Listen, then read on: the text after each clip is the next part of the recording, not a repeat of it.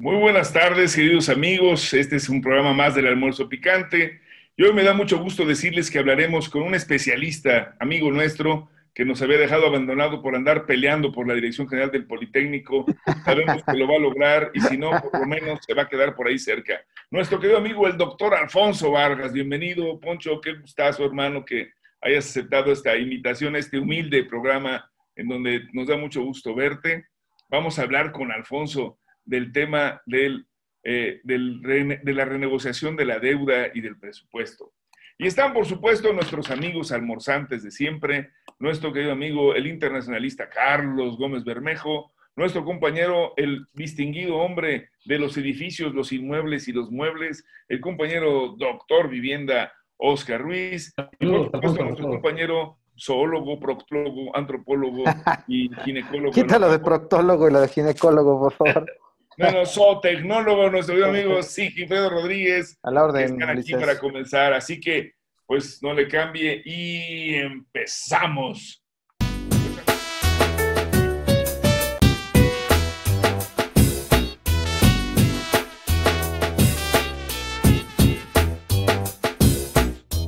Pues, Alfonso, nos da mucho gusto tenerte, de verdad, amigo. Y bueno, como siempre ha sido todo un debate, y algunos dirían un galimatías.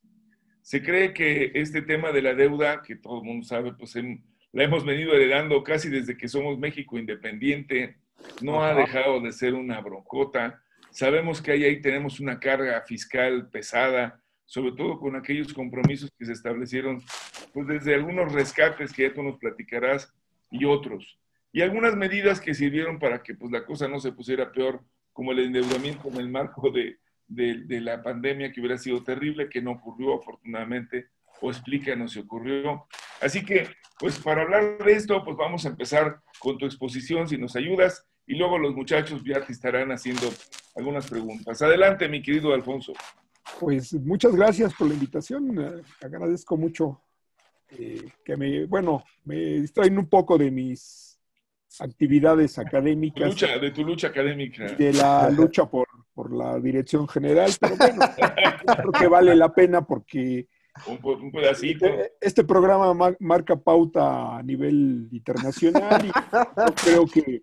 Y sobre todo en el Poli, nos ven desde que saben que estás tú claro. el Sigi, nos ven como 204,000 por 10 a la 13. No sé cómo se están cotizando sus acciones, pero bueno, yo creo que hoy van a tener un repunte, así como las acciones de las farmacéuticas que están a punto de llegar al mercado. La vacuna. Las vacunas, pues bueno, yo no puedo entrar en conflicto de interés, no pediría ninguna compensación adicional, pero bueno, con el hecho de estar con ustedes me doy por muy bien servido. Bienvenido, hermano, bienvenido. Yo creo que aquí hay que, pues el contexto internacional nos dice que estamos viviendo una desaceleración, una crisis económica profunda. Venimos de un ciclo muy largo de baja en las tasas de interés a nivel internacional. Esto no es solamente en este año, a partir de la pandemia, sino viene un ciclo largo de reducción en las tasas de interés, que es una manera en que la ortodoxia económica había venido controlando y manipulando los ciclos económicos. Sin embargo, bueno, pues esto se rompe con la crisis 2006-2008. Entramos en un ciclo donde las tasas van a la baja. En el caso de México, bueno, ya lo comentamos, tiene una deuda histórica importante. Quiero decir que no es, en términos de los indicadores, no es el país más endeudado. El más endeudado es Estados Unidos, ¿no? Y luego le sigue China. Ahorita a ver si tengo oportunidad, les comparto un dato que encontré. El tema es importante porque, bueno, habla de un manejo responsable, adecuado, no es guayabazo para el secretario de Hacienda, tampoco estoy pidiendo trabajo. Bien importante, pero director del Poli, ¿para qué ocuparías no tiene ningún sentido, pero me parece que colaboración, ¿no? Me parece que es un titular muy responsable, con una amplia experiencia, lo conocemos de su trayectoria en la Ciudad de México, y me parece que este manejo y esta forma de renegociar, de plantearse una muy buena coyuntura con unas tasas de interés relativamente bajas, le dan al país sí, mucha estabilidad, reflejan una responsabilidad muy importante del gobierno federal. Es muy sencillo ahorita, yo he escuchado analistas que es el momento de pedir prestado porque las tasas están bajas, sí, pero hay poco ingreso, ¿no? Entonces, me parece que era muy tentador. Parte del conflicto con los grupos opositores a la Cuarta Transformación era esta idea de renegociar eh, generar un recurso para rescate de empresas y aprovechar esta coyuntura, ¿no? La oferta que hicieron algunos organismos financieros internacionales, la baja en las tasas de interés.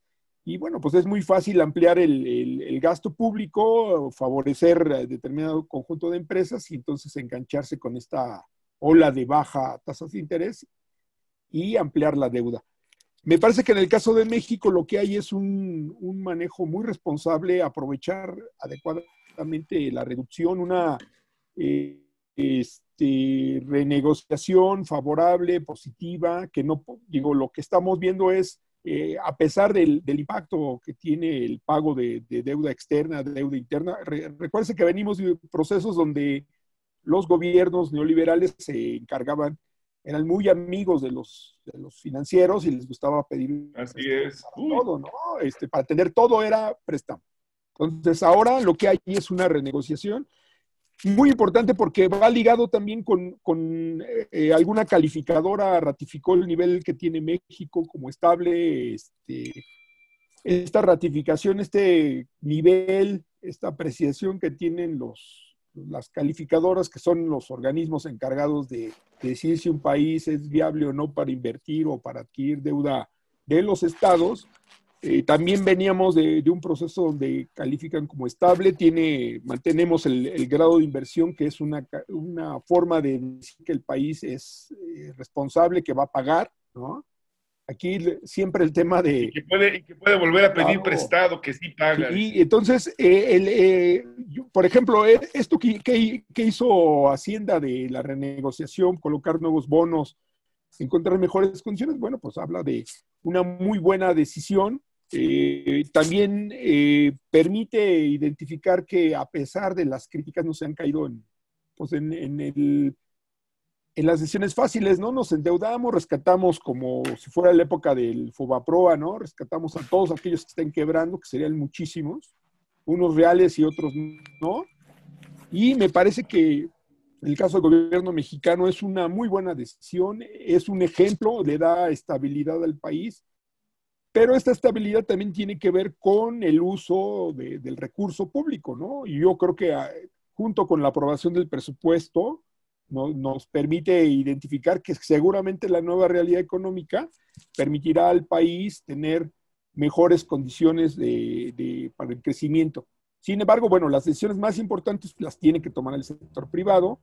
El contexto de finanzas públicas sanas, en un contexto internacional donde eres sujeto de crédito, donde las tasas de interés están a la baja, en un contexto de crisis, de paro económico en muchos países, bueno, también debe de llamar la atención a la responsabilidad del sector público, ¿no? No sé, el que tengas finanzas públicas sanas no quiere decir que puedas gastar a tontas y locas, ¿no?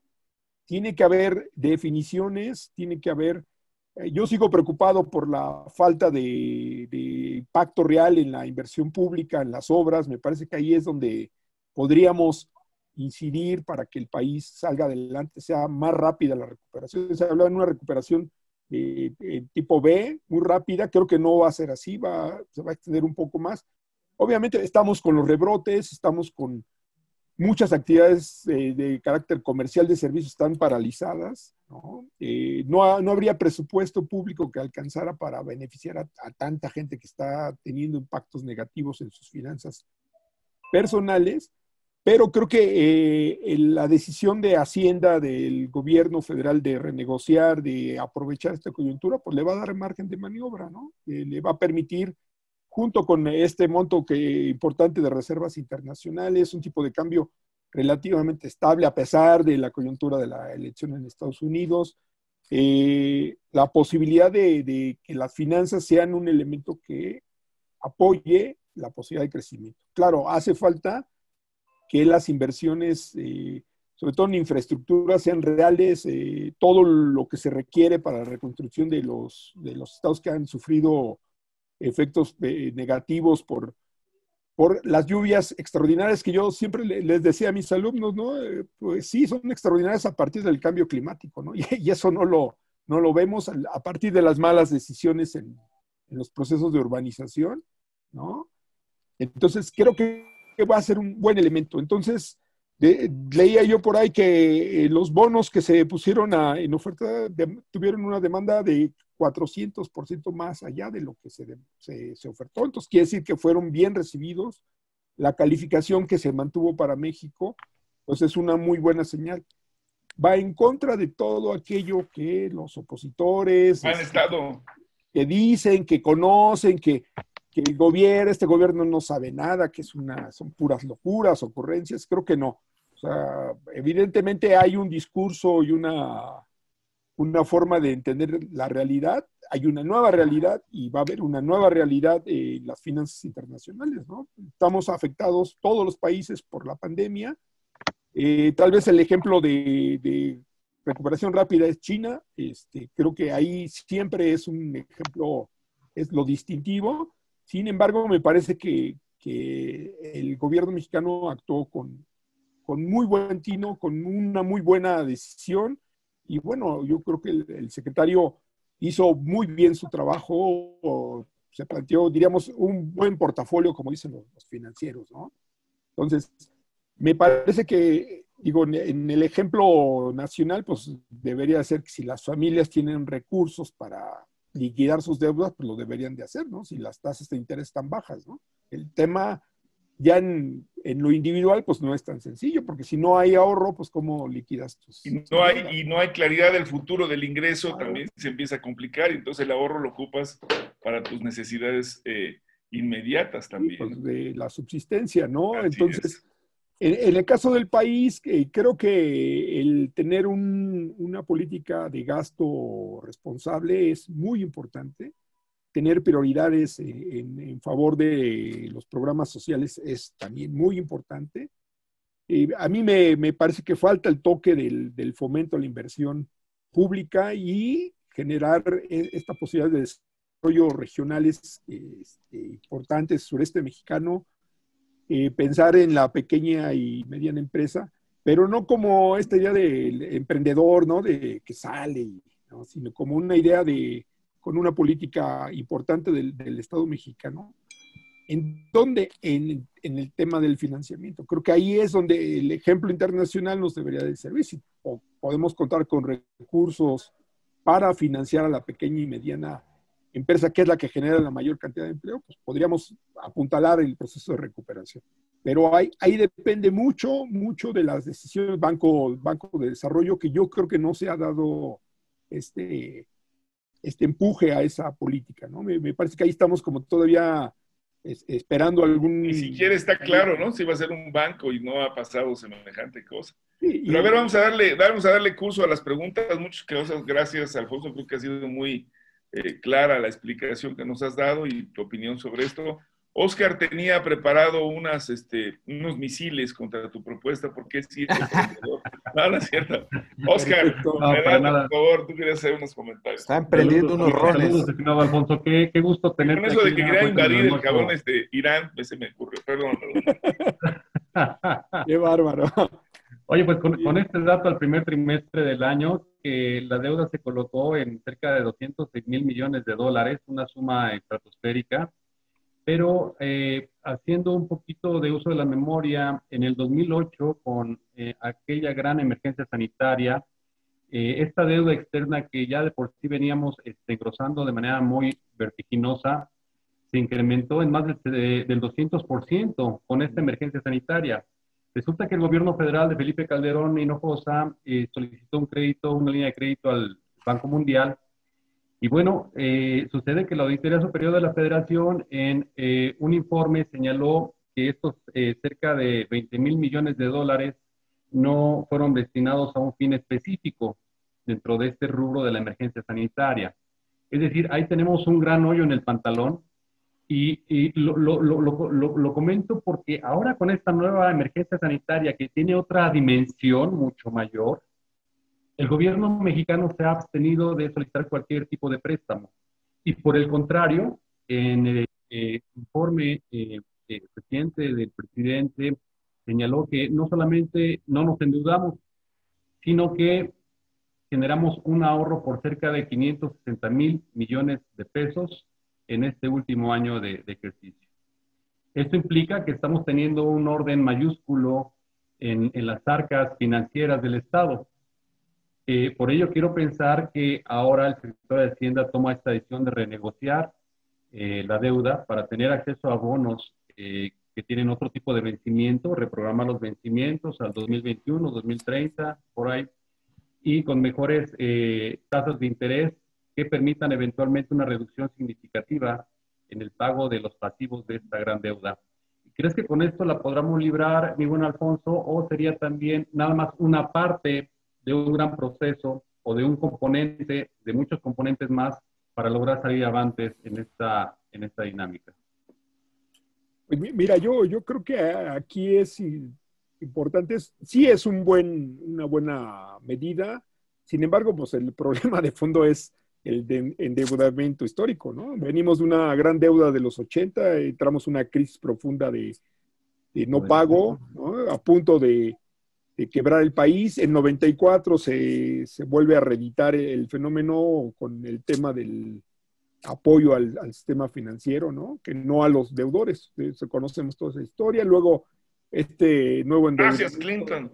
Claro, ¿no? El nuevo endeudamiento con el pretexto de poder atender una pandemia que en realidad pues nunca se vio el resultado. Yo creo que es una buena medida. Sin embargo, bueno, el tema de las deudas de los países, en particular de América Latina, pues es un tema que no está resuelto en el ámbito internacional, ¿no? Si nosotros hiciéramos la cuenta de lo que hemos pagado vía intereses, bueno, pues va a resultar que hemos pagado más de lo que se nos prestó desde los 70s, ¿no? Para la inversión petrolera, ¿no? Siempre pagas más de lo que te prestan, claro, Alfonso, pero esto es un chingo más. Esa es una realidad. Estamos dominados, hay un control de los capitales financieros, es real. Hay una disputa por obtener inversión extranjera directa y también la de cartera, que estos capitales golondrinos que se van moviendo. No por nada, Keynes, que fue un gran economista inglés, pues le llamaba a los espíritus animales a esta forma de entender una economía de tipo casino, ¿no? De apuestas. Sin embargo, bueno, también creo que el orden internacional tendría que plantearnos nuevas condiciones, nuevas características para reestructuraciones más profundas. En realidad, todos los países requieren recursos adicionales para poder establecer sus políticas y su desarrollo. No hay prácticamente un país que no esté endeudado, ¿no? Que no tenga deuda externa. Es que la deuda en sí misma no es una cosa mala, es un procedimiento, es un mecanismo, es una planeación adecuada, pero ya visto en la perspectiva de cómo te cobran los intereses, se convierte realmente no en una deuda externa, sino en una deuda eterna. O para qué quieres el recurso, ¿no? Si el recurso, esto que se pide, acaba en los bolsillos de los funcionarios corruptos, pues no tiene ninguna incidencia en el desarrollo nacional. La coyuntura internacional de los mercados nos dice que posiblemente las tasas de interés van a seguir bajando. Sin embargo, no es tan sencillo una reestructuración y un cambio en la dinámica internacional, ¿no? Tampoco México no hay condiciones para encabezar el establecimiento de un nuevo orden financiero internacional. Diría yo, la reconstrucción financiera de los países vía acuerdos que garanticen más viabilidad. Eso se ve muy difícil. Pensemos que Estados Unidos tiene hoy una coyuntura electoral importante, la guerra comercial con China. China sí tiene una intención de reconstruir y convertirse en la potencia hegemónica, y una parte donde está claro es el tema de las finanzas internacionales, ¿no? Pues ahí te quiere hacer un comentario, Carlos, que también él tiene inversiones en bitcoins, sí, claro, pero no las ve claras todavía. No es cierto, Carlos, tus comentarios, amigo. Son del turista mundial las inversiones que tienen. Exactamente, tienen un conejito que dice Monte Carlo impreso en cada una de ellas como si fuera Ulises Grant. Hay que tener cuidado, no vayas a entrar en no pago. Muchas gracias, Alfonso. Bienvenido siempre es un gusto tenerte por acá. Para quienes no somos especialistas en economía, ¿cómo podrías explicarnos, platicarnos de que ante todas las proyecciones plantean de que este año México en las más halagüeñas va a decrecer, va a tener una reducción del 9% del PIB, las más halagüeñas? ¿Cómo entonces entender esto que planteabas tú, de que se están tomando las medidas adecuadas, teniendo las medidas adecuadas, generando ahorro, colocando bonos, y que si esto vislumbra entonces a una recuperación, más bien como la palomita de esta marca deportiva que hace alusión a la diosa de la victoria griega, ¿no? En un escenario de que decrecimos 9 puntos del PIB, ¿no?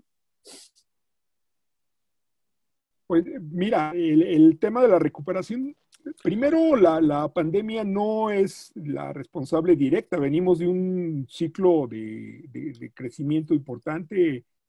La crisis 2006-2008 nos puso en otra condición, una nueva reestructuración del sistema productivo y financiero.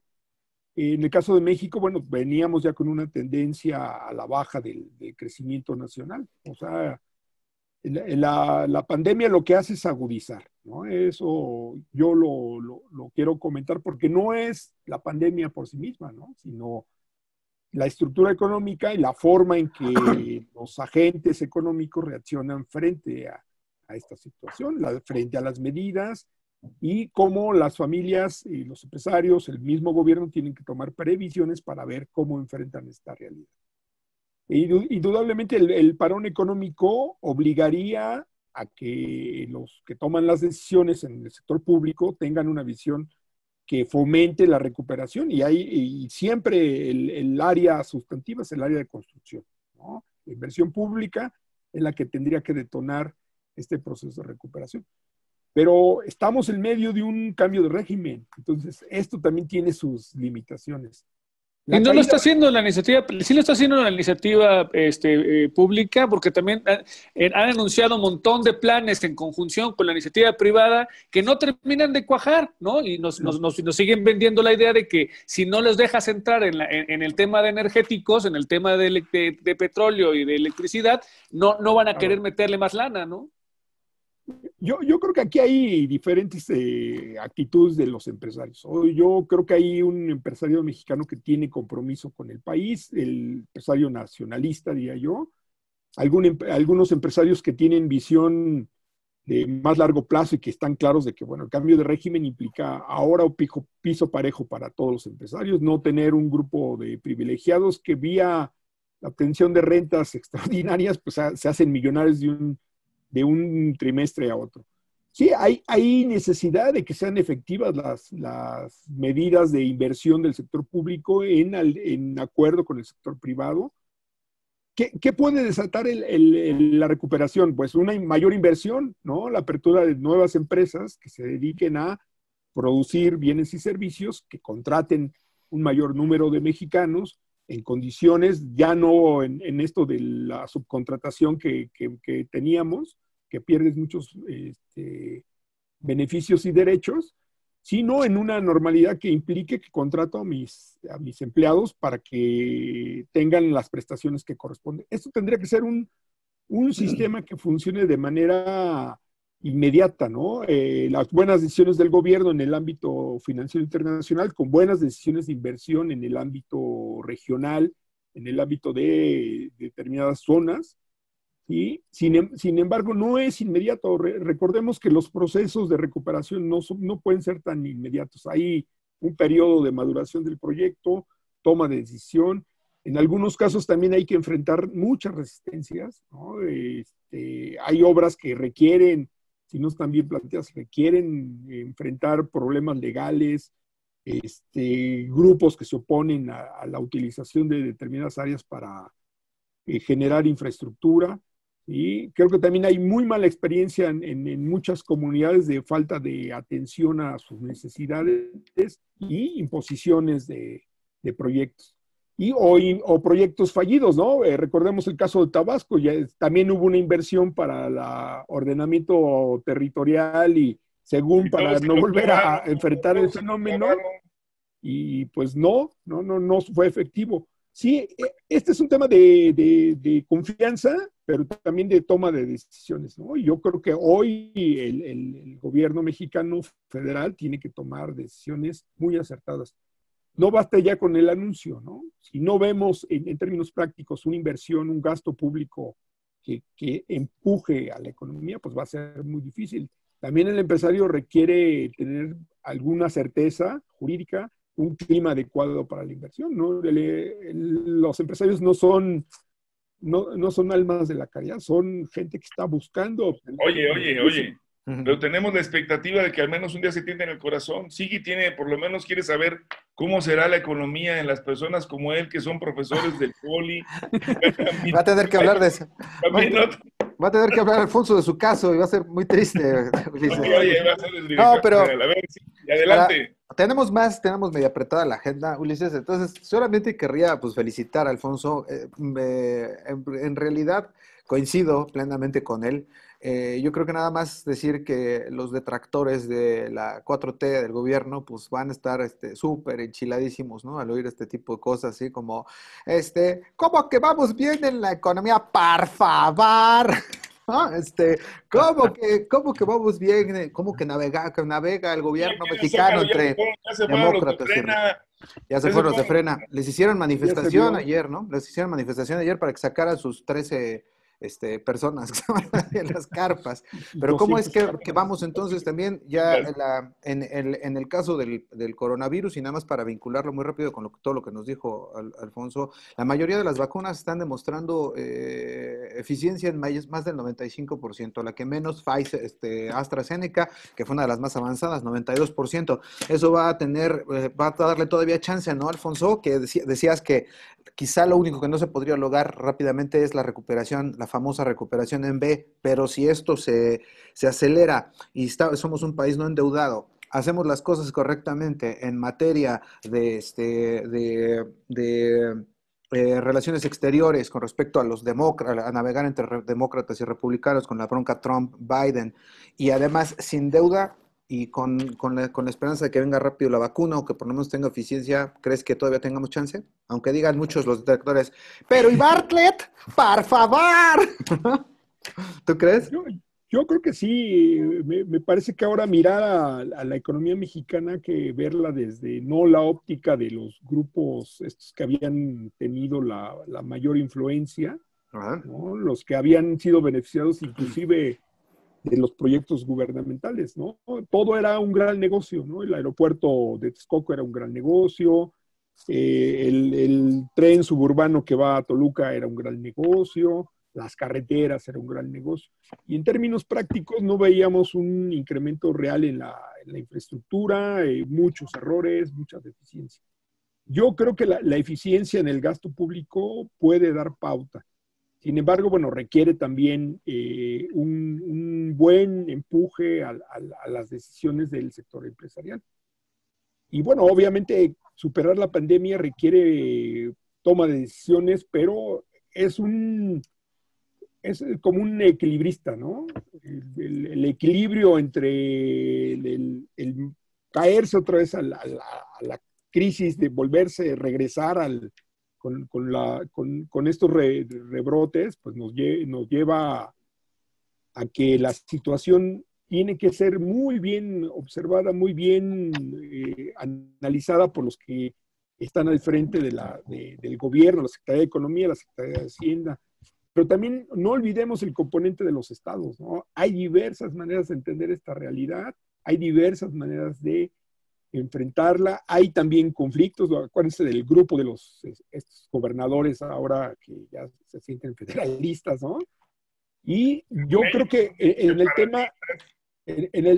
el tema fiscal me parece muy, muy sensato la posición del presidente de no modificar ahorita el tema de ni reducir ni aumentar los impuestos. Tiene que es un marco básico que debemos de mantener. No hay condiciones para intentar hacer una reforma. Yo, a diferencia de mucha gente, no creo que sea el momento, tendría que ser en un momento distinto, ¿no?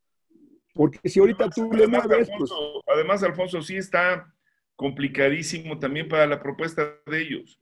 O sea, tienes toda la razón que no es el momento, pero además no se ve que tengan claridad de por dónde, ¿no? Tú los ves que tengan alguna idea, más allá del peticionismo y de estirar la mano.